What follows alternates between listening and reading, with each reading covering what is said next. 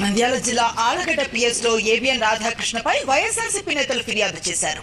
మహిళలను కించపరిచే విధంగా రాధాకృష్ణ వ్యాఖ్యలు చేశారని చర్యలు తీసుకోవాలని కోరారు.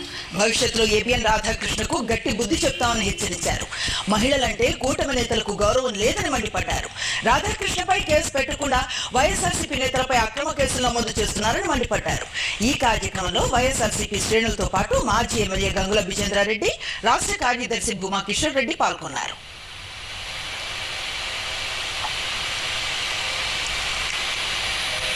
ఆయన మాట్లాడడానికి ఆయన చదువుకున్నాడా లేదా, కొంచెం తెలివిందా లేదా అర్థం కావట్లేదు. కానీ సంస్కారం లేకుండా మాట్లాడడం ఎంత దరిద్రమో ఆయన.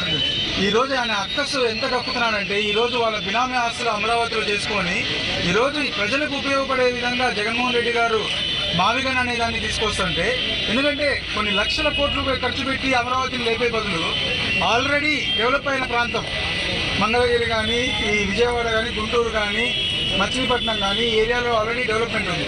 అక్కడ డెవలప్ చేస్తే తొందరగా బాగుంటుందని చెప్పి జగన్మోహన్ రెడ్డి గారు చెప్తే, ఇంకా వాళ్ళలో దాన్ని ఉక్రోషం అంటారా, లేకపోతే వాళ్ళ ఆస్తులు బినామీ ఆస్తులు ఎత్తిపోతాయనే భయంతో నోటికి వచ్చిన మాట నిజంగా మనం అనకూడదు. కానీ ఇంకా వాడిని వాడు గీరు అని కూడా అనొచ్చు.